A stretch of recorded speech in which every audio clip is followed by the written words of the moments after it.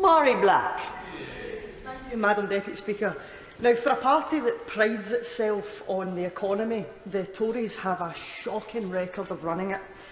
Our economy has the slowest growth in the G7. We have got greater regional inequality than almost any other developed nation. Food banks now do the job of government in providing for families that are more often than not in work.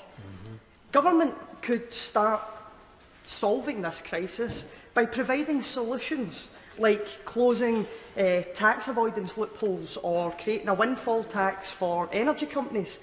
But instead, we get endless bills paying lip service to a manufactured culture war. The priority isn't the economy, it seems to be things like protecting freedom of speech, and yet the Tories are the ones that have banned schools in England from using sources that are not overtly pro-capitalist. They're cracking down on freedom of assembly and protest. They're privatising Channel 4 when the Culture Secretary didn't even know that Channel 4 receives no public money. So the argument isn't financial. And as the member for Rhondda touched upon earlier on, when we consider that the Culture Secretary was a key focus of a Channel 4 documentary once about the influence that Christian fundamentalism has over UK politics, it becomes even more concerning that this decision is political and it's personal, it is not professional. But most terrifying of all, Madam Deputy, is that this government literally want to get rid of the Human Rights Act. And that begs the question, for who do they think rights have gone too far? Do you know how scary it is to sit at home and wonder if it's you? Is it your rights that are up for grabs? We've witnessed Windrush.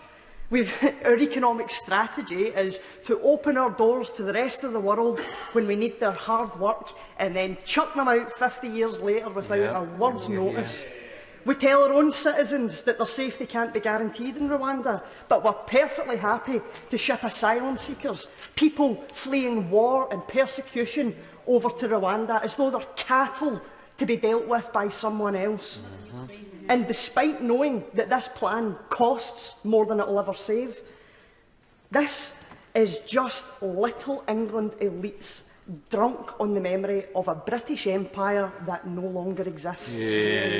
We have the lowest pensions in Europe, the lowest sick pay. We pretend minimum wage is a living wage when it's not. We miss our own economic targets time and time again. We're happy to break international law. We are turning into a country where words hold no value. And over the last 12 years, I fear we are sleepwalking closer and closer to the F word. And I know everyone is scared to say it for fear of sounding over the top or being accused of going too far. But I say this with all sincerity. When I say the F word, I'm talking about fascism. Fascism wrapped in red, white and blue. And you may mock, and you may disagree, but fascism does not come in with intentional evil plans or the introduction of leather jackboots. It doesn't happen like that. It happens subtly. It happens when we see no, I've heard enough. It happens when we see that governments making decisions based on self-preservation, based on cronyism, based on anything that will keep them in power. We see the concentration of power whilst avoiding any of the scrutiny or responsibility that comes with that power. It arrives under the guise of respectability and pride that will then be refused to anyone who is deemed different.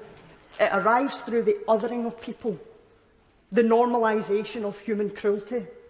Now, I don't know how far down that road we are, Madam Deputy Speaker. Time will tell.